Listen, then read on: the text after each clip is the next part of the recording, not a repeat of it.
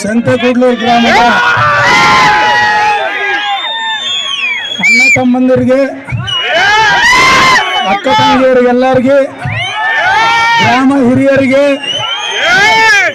ನಮ್ಮ NDA candidate ಆದಂತ ಅಭ್ಯರ್ಥಿ ಆದಂತ ಪಾರ್ಥ ಸಾರಥಿ ಕಡೆಲಿಂತ ಮತ್ತೆ ನಮ್ಮ ಮಾಜಿ ಶಾಸಕರು ಮೀನಾಕ್ಷಿ ನಾಯ್ಡು ಅವ್ರ ಕಡೆಲಿಂತ, ಕೃಷ್ಣಮ್ಮಕ್ಕನ ಕಡೆಲಿಂತ, ಅಪ್ಪಣ್ಣನ ಕಡೆಲಿಂತ, ಮತ್ತೆ ಪ್ರಕಾಶ್ ಜೈನ್ ಅವ್ರ ಕಡೆಲಿಂತ, ಮತ್ತೆ ನಾನು ನಿಮ್ಮ ಮಲ್ಲಪ್ಪ ಕಡೆಲಿಂತ ಎಲ್ಲರಿಗೂ ತಿಳಿಸ್ತಾ ಇದ್ದೀನಿ. ಈಗ ಇಲ್ಲಿ ಎಸಿ ಕಾಲನಿ ಬಂದ್ವಿ, ತುಂಬಾ ಸಮಸ್ಯೆಗಳು, ಊರೆಲ್ಲ ಗೊಜ್ಜಲ, ಮನೆಗೆ ನೀರಿಲ್ಲ, ಕೆರೆ ಕೊಟ್ಟವ್ರಿಗೆ ರೊಕ್ಕ ಇಲ್ಲ,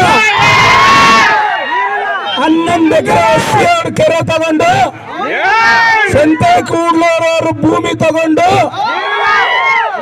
ಸಂತೆಕೂಡ್ಲೂರಿಗೆ ನೀರಿಲ್ಲ ಮಾಡ್ಯಾರ. 11 ಎಕರೆ ಕೊಟ್ಟವ್ರಿಗೆ ರೊಕ್ಕ ಬಂದವ ಅಂದ್ರೆ ಅದು ಇಲ್ಲ. CC ರೋಡ್ ಇಲ್ಲ, ಡ್ರೈನೇಜ್ ಇಲ್ಲ, ನಿಮ್ಮ ಮನೆಗೆ ನೀರಿಲ್ಲ. ಮತ್ತೆ ಸಾಯಿ ಪ್ರಸಾದ್ ರೆಡ್ಡಿ ಅಣ್ಣನ್ ಕೂಡ ಇರಬಾರ್ದಲ್ಲ. ಸಾಯಿ ಪ್ರಸಾದ್ ರೆಡ್ಡಿ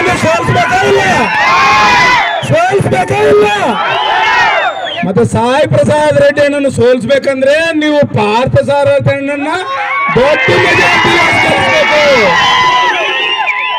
ನಿಮ್ಮೆಲ್ಲರಿಗೆ ನಾನು ತಿಳಿಸ್ತಾ ಇದ್ದೀನಿ, ಅಕ್ಕ ತಂಗಿರ ಅಣ್ಣ ತಮ್ಮರಿಗೆ ಎಲ್ಲರಿಗೆ ನಾನು ತಿಳಿಸ್ತಾ ಇದ್ದೀನಿ, ಇಲ್ಲಿರೋದು 3 ಸಿಂಹಗಳು.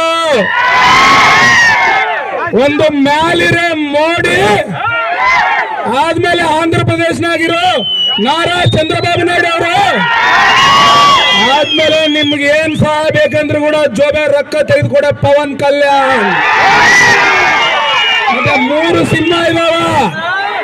ಒಬ್ಬರು ಕೈಲೇ ಆಗಲಾರ್ದ ಕೆಲಸನ್ನ 3 ಮಾಡಕ್ ಬಂದಿಲ್ಲ ನಿಮ್ಗ.